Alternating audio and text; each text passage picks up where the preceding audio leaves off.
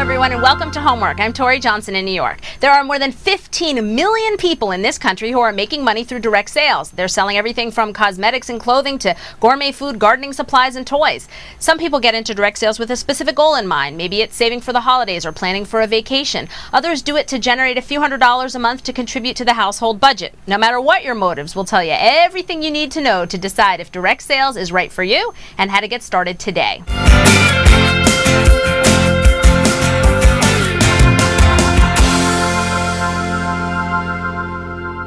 Recently on Good Morning America, we profiled a stay-at-home mom who went from making $200 a month to $2,000 a month. Here's Robin Roberts with her direct sales story.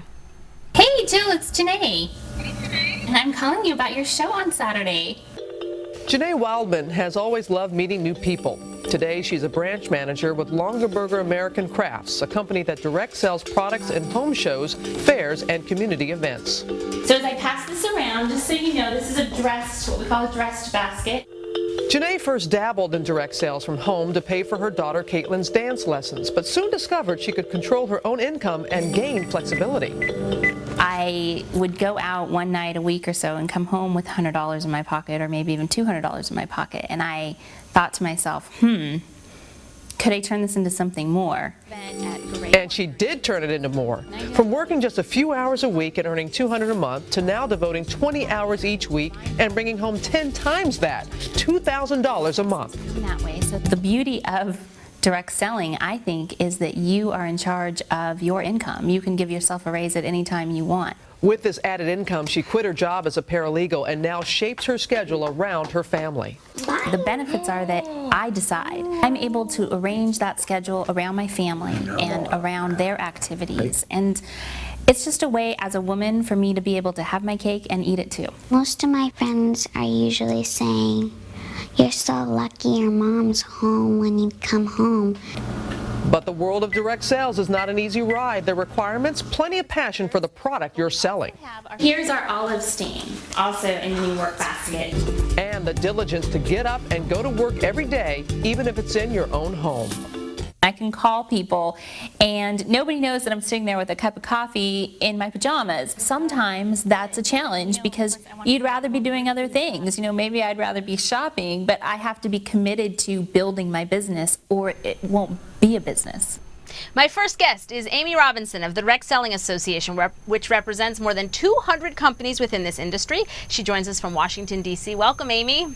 Hi, Tori. How are you? Good. So tell me first off, how do I know if direct sales is right for me? What are the personality traits and the skills that you're looking for to know that this would be a good fit? Well, one of the great things about direct selling is that it is potentially a great fit for just about anybody. The breadth of products and services that are available through direct selling means that just about anybody can find something that's going to be a fit for them. And, you know, as we heard in the opening piece there, you know, finding passion for a product is really important. And frankly, a lot of people who are customers of the product start selling the product because they love those products so much and they want to get even more involved and they love to have that extra money in their pocket every month. So there are so many choices of companies that you could possibly get involved with. So what's the exact process of knowing what's right for you? How do you pick that product that you want to sell? Is it because you're potentially a customer first? So many people get involved because they're a customer first. That's absolutely true. But there are also many people who think, gee, I really need a flexible opportunity. I'm looking for a little bit of something to do in my extra time, or maybe I just need a little bit of extra spending money. So I would recommend that you check out a couple different opportunities, attend several different home parties that might be going on in your area. Find out what kind of products and services are available and see what might be a great fit for you, because one of the greatest things about direct selling is the person who is selling those products knows a lot about the products, so they're really able to help the customers find a product that's going to work for them, so that it helps ultimately to make your customers happy and really to help you achieve your goals as well. Sure. And I know generally there is a cost associated with getting started with most companies. So how much should I be prepared to spend and what should those costs cover? You know, the costs for getting started in direct selling can go anywhere from $0 up to several $100s. And really, the key that I always tell everyone is to make sure that you're getting something in return that's reasonable for what you're spending. Usually, you're going to get a sales kit for whatever the startup fee is. It might include some product samples, catalogs, order forms, and basically everything you need to get started in that business. And you know, that varies from company to company, and you really have to evaluate what you're getting in return for that startup cost. Some of the companies also are going to provide some type of training. Could I expect training to go along with it?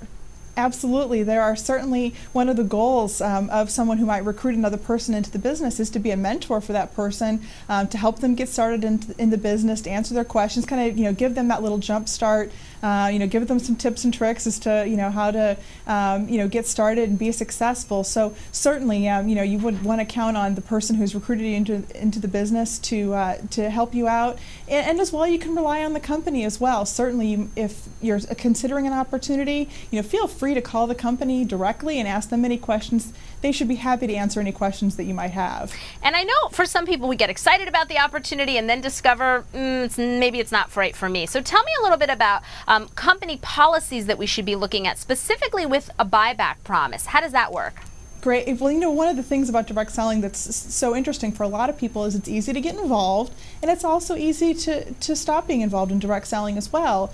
And that works not only for people who are interested, perhaps they just have a short-term goal that they're trying to accomplish. It works well for them, but it also works well for people who aren't sure this is really the right opportunity for them, but they can sure try it out, and they're not going to risk any financial loss by trying out the opportunity. And in more cases than not, they're going to get involved and find out that they love it.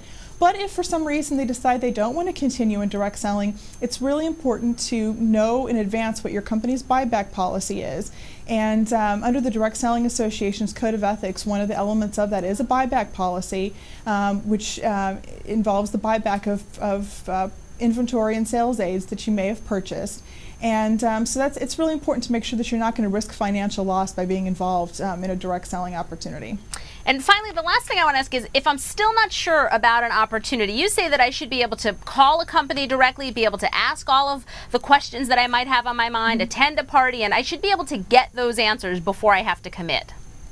Absolutely. You know, I would definitely recommend putting together a list of questions you have. You know, certainly ask the person who's recruiting you, call the company if you have any specific questions, and you know, make sure you can get answers to those questions. You know, opportunities aren't going to disappear overnight, so don't feel pressured to do anything in a timetable that doesn't work for you. Take your time in deciding.